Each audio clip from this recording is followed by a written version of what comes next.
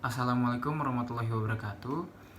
Yang saya hormati Ibu Dita Faisal selaku pengajar Public Speaking kelas E dan teman-teman kelas E yang saya cintai. Sebelum saya memulai pidato ini, marilah kita panjatkan puji syukur terhadap kehadirat Tuhan Yang Maha Esa. Atas kuasanya kita bisa hadir di acara ini dalam keadaan sehat walafiat.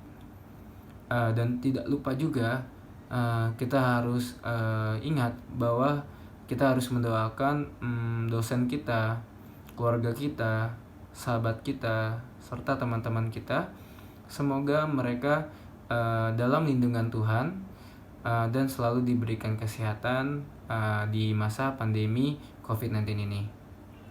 Baiklah, dalam video kali ini video ini saya membuat untuk memenuhi ujian akhir semester 5 yang diberikan tugas oleh Ibu Dita Faisal.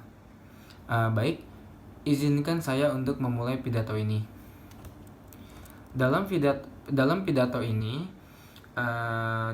ini kali ini saya akan menyampaikan sebuah pidato dengan menggunakan metode manuskrip, yang dimana kita membaca naskah secara lengkap, dan pidato saya kali ini bertema meminimkan penggunaan plastik. Oke. Ibu Dita dan teman-teman yang saya cintai, kita semua mengetahui kalau masalah lingkungan yang paling banyak itu adalah sampah. Ya, sampah adalah salah satu permasalahan yang dihadapi oleh semua negara, termasuk Indonesia. Ya, sampah yang paling menjadi masalah di zaman sekarang ini adalah sampah plastik. Hal ini karena sampah plastik itu jumlahnya sangat banyak dan sangat sering digunakan di kehidupan sehari-hari. Nah, menurut Menteri Lingkungan Hidup Menurut Menteri Lingkungan Hidup dan Kehutanan, Siti Nurbaya Bakar, pada artikel Detik News menaksir timbunan sampah di Indonesia tahun 2020 itu sebesar 67,8 ton. Wah, bayangin, itu angka yang sangat besar dan sangat mengkhawatirkan ya untuk di Indonesia. Diperkirakan sampah itu pada tahun 2020 sebesar 67,8 ton. Wah. Dan Ibu Siti ini juga mengatakan jumlah ini kemungkinan masih akan terus bertambah. Kan bayangin, udah 67,8 ton dan itu akan selalu bertambah gitu. Dan sampah plastik ini tuh sangat sulit untuk diuraikan secara alami. Kalaupun bisa, membutuhkan waktu yang sangat lama, bisa ratusan tahun hingga ribuan tahun.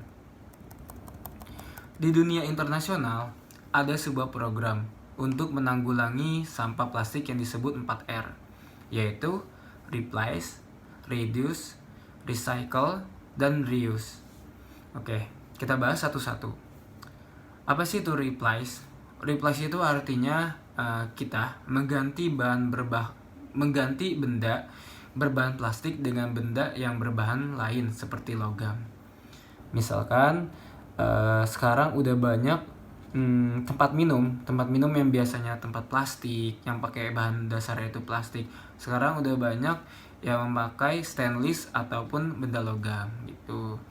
Nah, terusnya di sini juga terdapat reduce. Reduce itu artinya mengurangi penggunaan benda berbahan plastik untuk mengurangi limbahnya.